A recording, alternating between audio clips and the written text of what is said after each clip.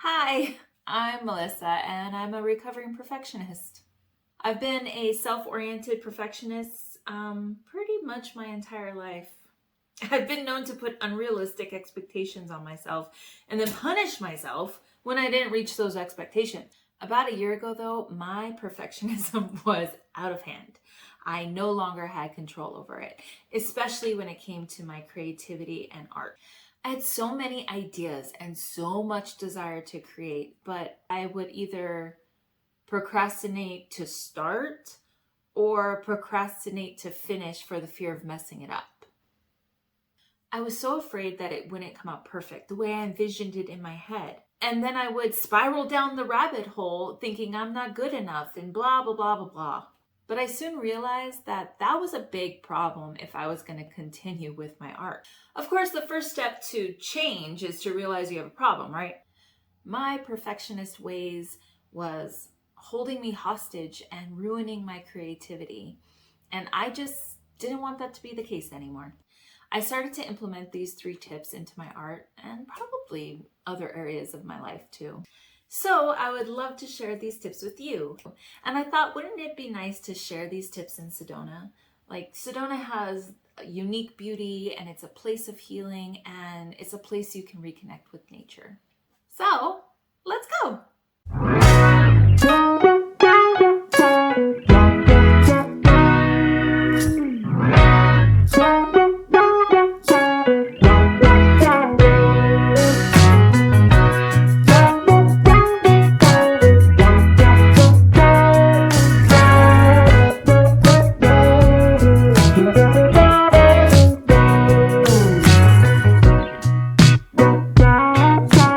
I love Sedona. I have now visited there twice and hope to go back soon. The beauty and serenity of Sedona always enraptures me. I love the calmness of nature and always turn back to it when I need a break from the hustle and bustle of everyday life. Being in Sedona and among its beauty reminds me why I create in the first place. And that is my number 1 tip. I've always been a creative person. Being creative is who I am. I create because it makes me happy. It's therapeutic. That high I get when I create something I'm so proud of is always worth the struggles I went through to get there. I am a work in progress, but I've learned to focus on why I'm creating in the first place when perfectionism tries to take hold.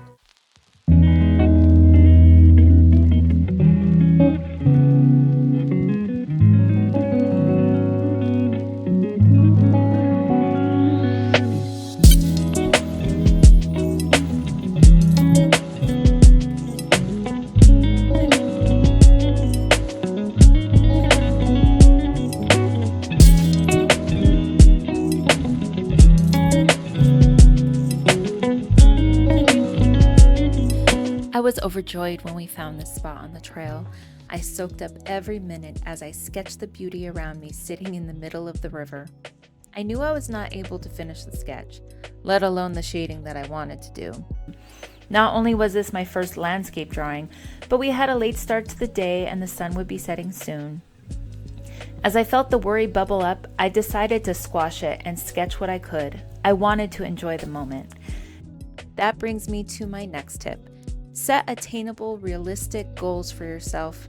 I used to set these outrageous goals, and when I inevitably didn't reach them, I would be so hard on myself.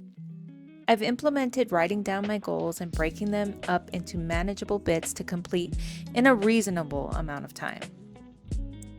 Look at that list and take note of what you can control and what you can't.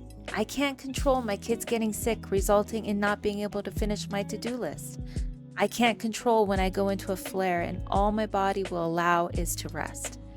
However, I can control how much effort I will put into a drawing with the time I have. I can also control giving myself grace.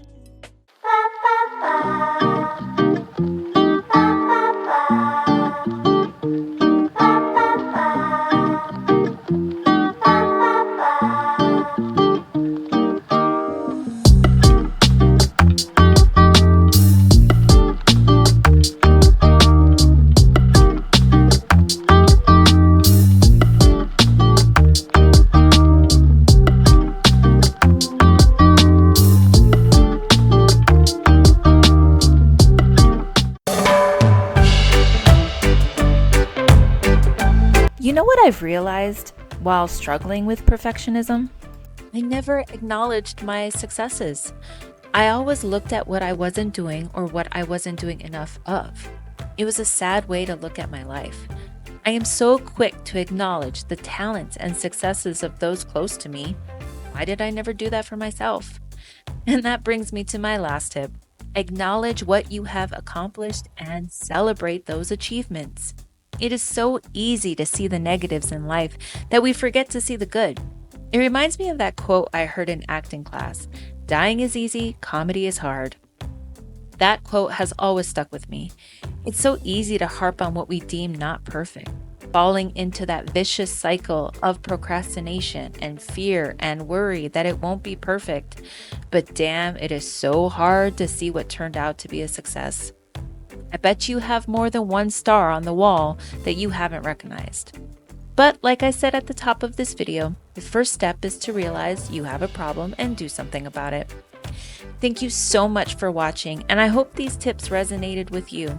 Go create and enjoy the journey.